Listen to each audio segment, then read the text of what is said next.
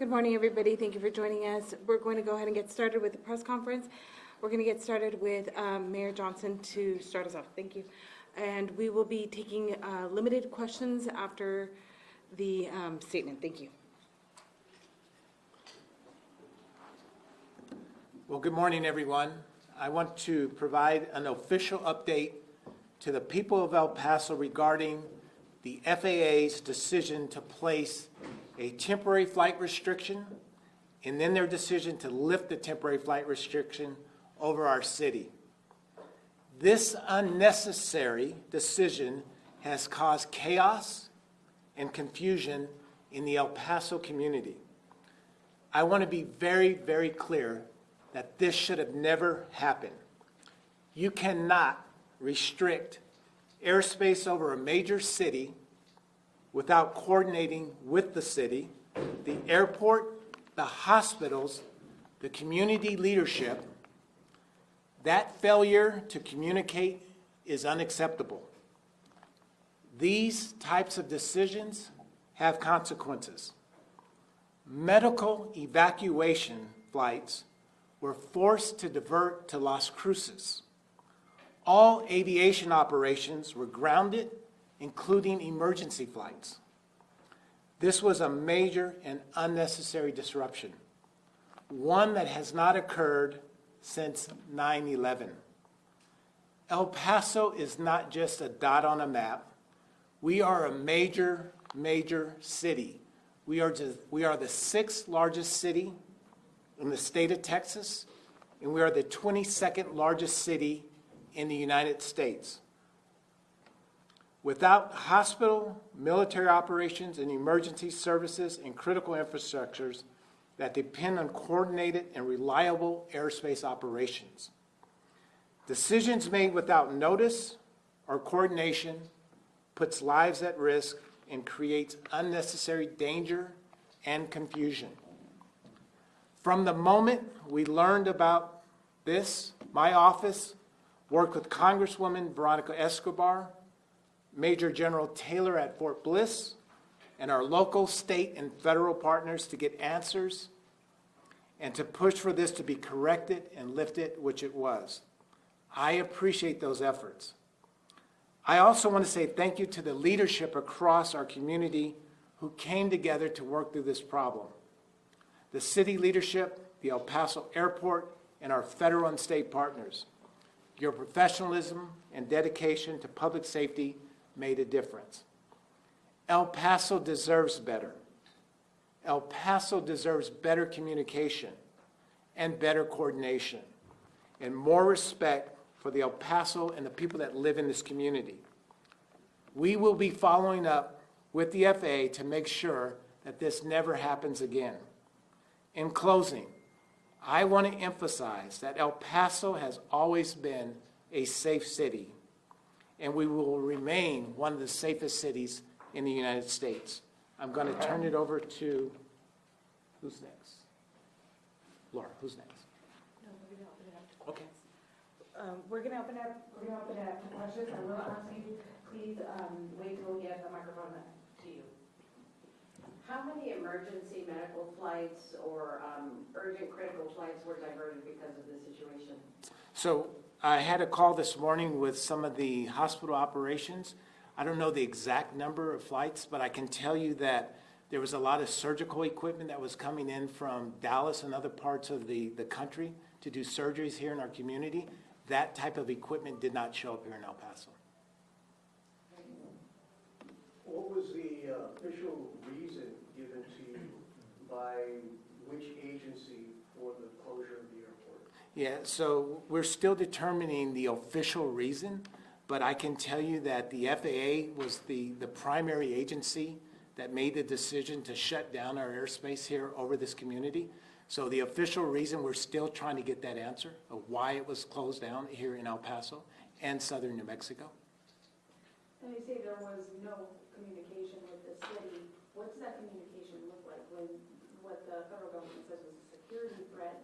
What would that communication look like? Yeah, I think at the very least that communication looks like calling the city, calling our chief of police, calling the public safety officers that we have in our community to alert them that we're going to be shutting down your airspace in your community. None of that took place. So we woke up, just like many of you, at midnight last night, 1 in the morning, to the texts and the calls that we received that our airspace was shut down. So better communication from our federal government to your city, especially your leadership, that you're going to shut down your airspace. That coordination, that communication just did not happen. You were talking about not letting FAA do this again in any near future or anything without communication. Is there anything that, I don't want to say they can face, but that El Paso is doing for them to know that they can't just like close the aerial space? Well, I think, certainly that we've got to look into this more and find out what happened, what caused this to occur. This is certainly something that the FAA needs to look at themselves and figure out what did they do and how can they improve to make this better. Because you just cannot, again, we're a major city. El Paso's a large city. You cannot just shut down a city.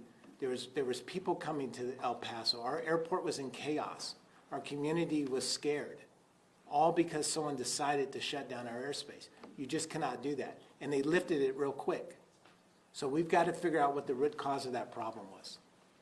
What kind of financial implications could this have had for the city, for the airport, for travel in general, being potentially shut down for 10 days? And do you know what kind of impact it had in the hours that it was shut down?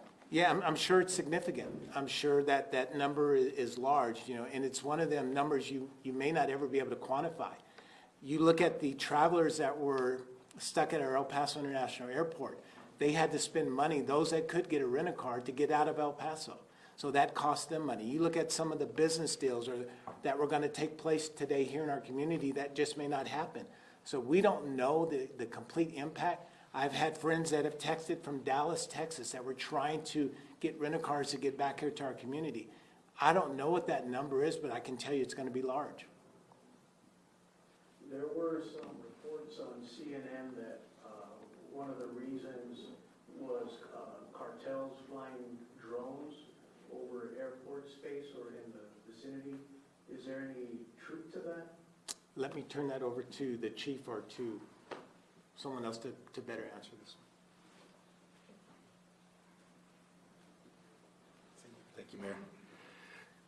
So your question on drones, that's just been reported. We have not been notified of anything. That's just rumor that we're hearing, the chatter. As the mayor talked about, there's been no official determination put out to us on why it was closed down, so we won't speculate on any of those.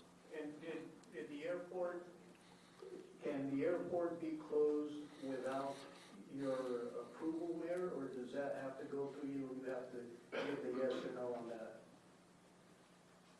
So I've never closed the airport. Again, I've been here a little bit, 13 months. So we've never closed the airport since 9/11. So again, the FAA is the one that shut down the airspace, which ultimately closed our airport. So our airport is open 24 hours a day, 7 days a week, 365 days a year. So the answer to that is probably no. I would never close down the airport unless there is a national security threat against this community. So no, we wouldn't close the airport for something like it. And I will touch on your drone question. There's probably been drones ever since they've been started flying in this community. So that's not nothing new. So a drone shutting down our airspace, we've got to get better than this. And so you were unaware that the airport was going to be closed? So was I unaware that, so just like many of us in this room, we've got the same alert from the FAA that they were shutting down our airspace. Yes, so to say that I was aware of this, if I was aware of this, first thing I would have done is had a press conference with this community to say, we're shutting down the airspace. So we did not know that it was going to be shut down.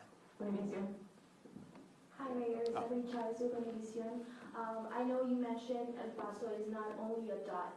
We have the border. We also have Fort Bliss. What is the next step as leaders to get the information of what happened and to get better communication because, like you said, it affects the citizens, but we also have the border and the forklift, which a lot of people might think we could be a target since we have the base. What message do you have for the community?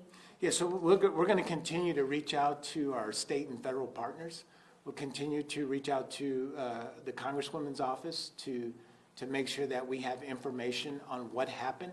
I want to thank our Fort Bliss partners too. I was on the phone not only with our Congresswoman, but with Major General Taylor this morning. And we will make sure that we continue to communicate. And that's what the leadership did in this community. We came together to figure out what was going on. Like many of you in this room, we learned about it the same way.